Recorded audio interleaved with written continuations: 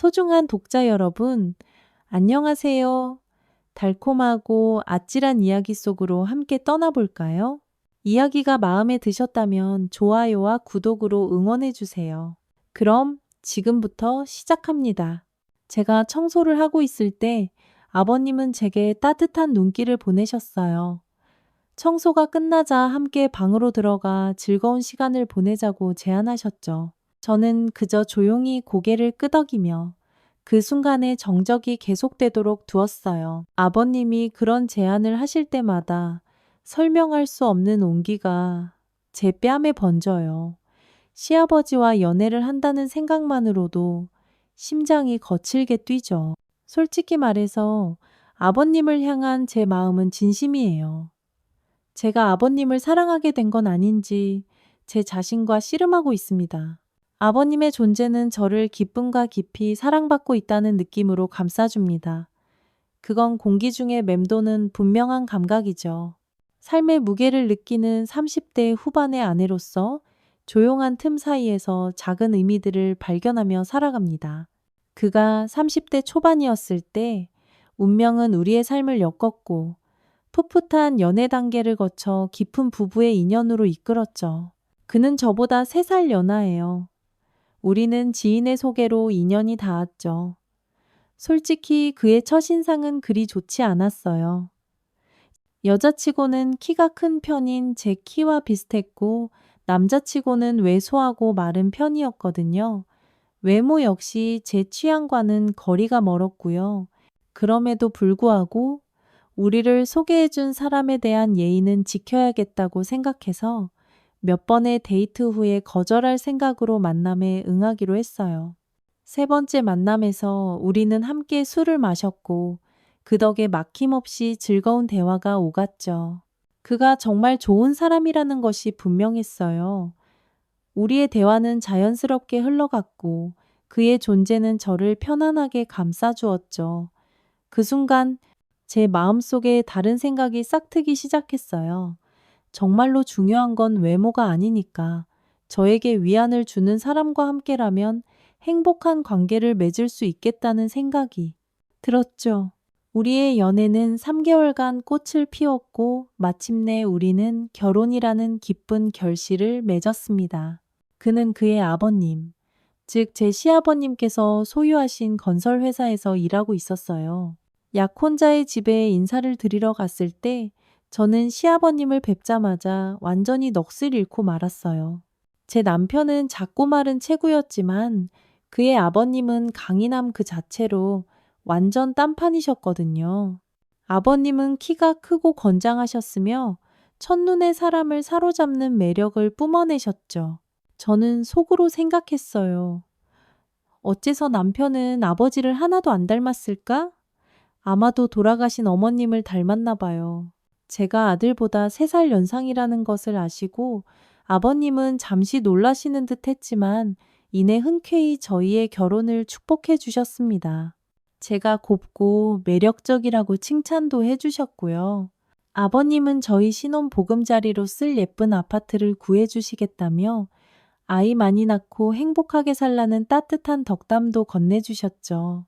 남편과의 삶은 제가 항상 꿈꿔왔던 평온한 생활 그 자체로 피어났습니다. 그는 언제나 제게 친절했고 저를 힘들게 한 적이 없었어요. 하지만 단 한 가지 제 경험에 불만의 그림자를 들이우는 요소가 있었죠. 우리의 잠자리 문제였어요. 저보다 3살이나 어리고 한창이어야 할 30대 초반임에도 불구하고 남편은 그 사실에 별 관심이 없는 듯 했어요. 그에게 제 불만을 터놓을 수 없었기에 저는 그저 무관심한 척하며 지낼 수밖에 없었죠. 하지만 사실은 이 길을 함께 걸어오면서 저는 여전히 우리의 잠자리에서 더 깊은 만족감을 갈망하고 있어요. 아마 일이 너무 고되어서 그럴 수도 있겠지만 우리는 수많은 밤을 아무 관계없이 보냈죠. 만약 그가 제 첫 남자였다면 저는 아마 그 차이를 모른 채 행복한 무지 속에 머물렀을지도 몰라요. 하지만 그는 아니었으니까요. 요즘 세상에 결혼이라는 약속을 하기 전까지 여러 경험을 하는 건 당연한 일이죠. 남편에게 실망할 때면 저는 가끔 제가 예전에 만났던 사람들을 회상하곤 했어요. 수많은 저녁, 저는 저 자신의 좌절과 갈망과 씨름하며 위안을 찾아 헤맸죠. 결혼 생활이 많은 기쁨을 가져다 주었음에도 설명할 수 없는 공허함이 제 마음을 떠나지 않았어요. 남편이 곁에 있을 때조차 저는 홀로 그 공허함과 씨름했고 그 싸움은 종종 제 마음에 씁쓸한 뒷맛을 남겼죠. 다른 모든 면에서는 우리 결혼 생활은 꽤 만족스러웠어요. 헌신적인 동반자로서의 그의 모습에 감동하여 저는 제 안에서 사랑스러운 아내의 본질을 받아들이고 싶은 깊은 열망을 발견했어요. 저는 변함없는 지지를 그에게 쏟아부었죠. 세월이 흐르면서 우리는 두 아이를 세상에 맞이했습니다. 보는 이 모두에게 행복과 견고함이 느껴지는 가정이 만들어졌죠. 시아버님의 댁은 저희 집에서 걸어서 15분도 채 안 되는 가까운 거리였어요.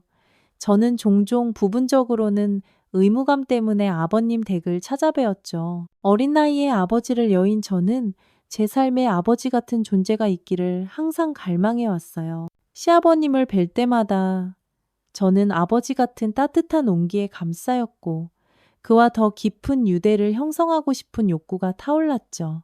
경제적으로는 안정되어 계셨지만 아내를 떠나보낸 후의 삶의 고요함이 아마도 그의 나날을 외로움의 장막으로 뒤덮었을 거예요. 유일한 며느리로서 저는 가끔 찾아뵙고 함께 시간을 보내는 것이 좋을 거라고 생각했어요. 방문할 때면 저는 집안일을 돕거나 그가 좋아하시는 밑반찬을 만들어 정리해드리곤 했어요.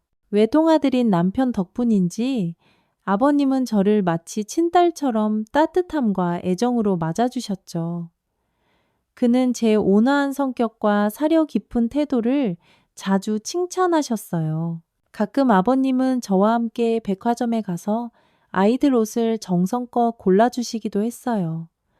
우리는 맛있는 음식을 먹으러 함께 외출하기도 했고요. 아이들이 어릴 때는 제가 아이들을 데리고 다녔어요. 하지만 막내가 유치원에 들어가면서 요즘은 저 혼자 이 새로운 일상을 헤쳐나가고 있죠. 사실 바뀐 것은 아무것도 없어요.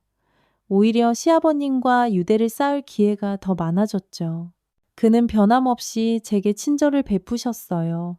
우리는 함께 장을 보러 다니거나 백화점 복도를 거닐거나 아기자기한 식당에서 맛있는 식사를 즐기곤 했죠.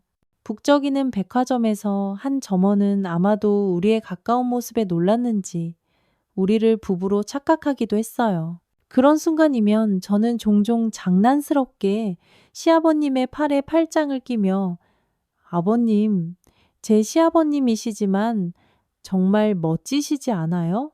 라고 말하며 그의 미소를 자아내곤 했죠. 때로는 제가 다가가 신체적 애정을 표현할 때 그가 약간 당황하는 듯 했지만 제 장난기 어린 성격을 싫어하지 않으시는 것이 분명했어요. 그런 식으로 단둘이 있는 것은 우리의 유대를 강화시켰고 마치 우리가 연애의 영역으로 넘어가고 있는 듯한 기분이 들었죠. 솔직히 남편과 함께 있는 것보다 더 즐거웠다고 고백해야겠네요. 그럼에도 제가 시아버님께 너무 집착하고 과도하게 애정을 표현하는 것은 아닌지 고민하기도 했어요. 어느 순간부터 저는 그가 제 앞에서 다소 이상하게 행동하고 있다는 것을 느끼기 시작했어요. 우리가 밖으로 나갈 때마다, 제가 그의 팔짱을 낄 때마다 그의 얼굴에 스치는 잠깐의 어색함 같은 것이 있었죠. 때때로 제가 따뜻하고 장난스러운 농담을 건넬 때 그의 반응에서 예전의 따뜻함이 사라진 듯한 느낌이 들었어요. 제가 뭔가 실수를 한 건 아닌지 고민하게 되었고 그의 반응을 살피며 제 감정을 더욱 키워나갔죠. 돌이켜보면 그가 저를 여자로 인식하기 시작하면서 그의 태도가 변했다고 느껴져요. 시어머님이 돌아가신 후 아버님은 꽤 오랫동안 외로움에 잠겨 계셨어요. 제가 변함없이 곁을 지키고 부드러운 스킨십을 시작하면서 어쩔 수 없이 아버님 마음속에 로맨틱한 감정이 싹트기 시작했던 것 같아요. 저는 그저 장난치고 애정을 쏟으며 아버님께 다가갔을 뿐인데 제 안에 불씨를 지피고 있었다는 것은 미처 몰랐죠. 그 운명적인 날, 그날 저는 아버님 댁에서 여러 가지 집안일을 하고 있었어요. 제가 외출하자고 여쭤봤지만 아버님은 집에 머물며 쉬고 싶다고 하셨죠.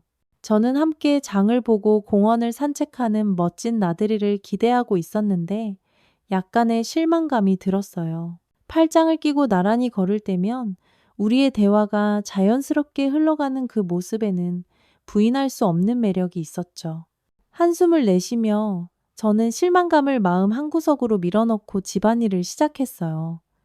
일주일 만에 방문이었기에 이 기회에 집을 좀 정리해야겠다고 생각했죠. 냉장고 문을 열었을 때 밑반찬이 거의 없는 모습에 마음이 좋지 않았어요.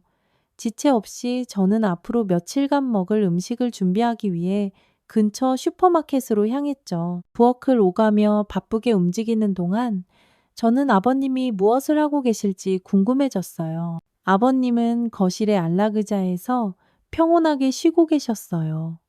너무나 고요히 깊은 잠에 빠져 계셔서 그 평온을 깨뜨리고 싶지 않았죠. 저는 조용히 그를 바라보며 가만히 서 있었어요. 깊은 잠 속에서도 그의 부인할 수 없는 잘생김은 빛나고 있었어요. 그의 위험 있는 모습과 탄탄한 근육질 몸매는 시아버지로서가 아니라 가장 단순한 남성성의 의미에서도 그를 매력적으로 보이게 했죠. 어떻게 잠든 모습조차 저렇게 아름다울 수 있을까? 저는 그를 바라보며 생각에 잠겼어요. 아마도 제 시선의 무게를 느끼셨는지 아버님은 잠에서 깨어나셨어요. 우리의 눈이 마주치자 당혹감이 저를 덮쳤죠. 그가 저의 시선을 느끼고 있었다는 것이 분명했어요. 어색한 침묵이 공간을 감쌌어요. 그 순간 그의 표정이 변했어요. 마음속 깊은 곳에서 어떤 결정을 내렸다는 분명한 신호였죠. 놀랍게도 그는 자리에서 일어나 제 손을 잡고 침실로 저를 이끌었어요. 찰나의 순간 저는 그의 생각의 핵심을 포착했어요. 제 이성은 거부하라고 소리쳤지만 제 마음은 상반된 멜로디에 공명하는 듯 했어요. 사실 저는 그저 저항하는 척만 했던 것 같아요. 결국 저는 제 본심이 드러나도록 내버려 두었죠. 그 순간 우리는 신성하고 흠없어야 할 경계를 넘고 말았어요. 시아버님은 정말 대단하셨어요. 남편과는 한 번도 경험해보지 못한 그런 경험이었죠. 제가 남자를 많이 만나본 것은 아니었지만 그날의 경험은 제게 완전히 새로운 세상이었어요. 저는 우리가 함께 나눈 그 친밀한 순간들을 진심으로 소중히 여겼어요. 정말로 그랬어요. 그 순간 이후 우리는 비밀스러운 관계에 얽히게 되었죠. 결국 아버님은 일이 그렇게 된 것에 대해 미안하다며 사과하셨어요. 저는 아버님을 항상 존경해 왔고 아버님이 제 삶에 가져다 주신 큰 기쁨에 대해 말씀드리며 괜찮다고 안심시켜 드렸어요. 이 비밀을 간직한 채로 이런 방식으로 우리의 관계를 키워나가고 싶다는 제 바람을 전했죠. 저는 아버님 같은 분은 처음 만나봤고 우리가 함께하는 순간들이 진심으로 소중하다고 고백했어요. 아버님은 제 말을 귀담아 들으시고는 공감의 의미로 조용히 고개를 끄덕이셨어요. 아버님은 어느 순간부터 저를 여자로 보기 시작했고 그로 인해 평소의 태도를 유지하기가 힘들어졌다고 말씀하셨죠. 그럼에도 불구하고 그는 제 솔직함에 감사하다고 하셨어요. 그 순간부터 저는 아버님의 기쁨을 키워드리는데 헌신하기로 했죠. 그 보답으로 아버님은 제게 넘치는 사랑과 깊은 만족감을 주세요. 우리가 진심을 드러냈을 때 우리는 깊은 사랑의 온기로 서로를 감싸는 친밀함을 발견했죠. 아버님은 종종 따뜻한 마음을 담아 제게 언제 올 거냐고 물으시곤 해요.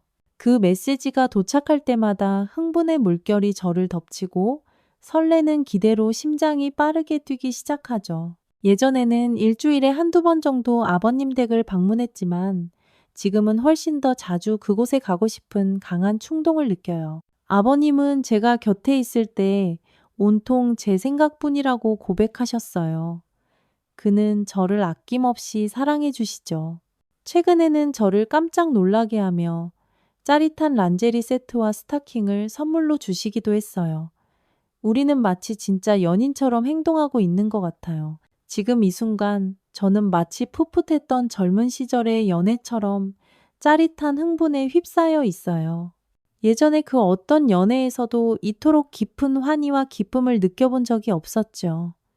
때로는 이건 뭔가 잘못된 것 같아 라는 생각에 잠기기도 해요. 하지만 제 마음은 흔들림 없이 그를 향해 더 가까이 이끌리죠.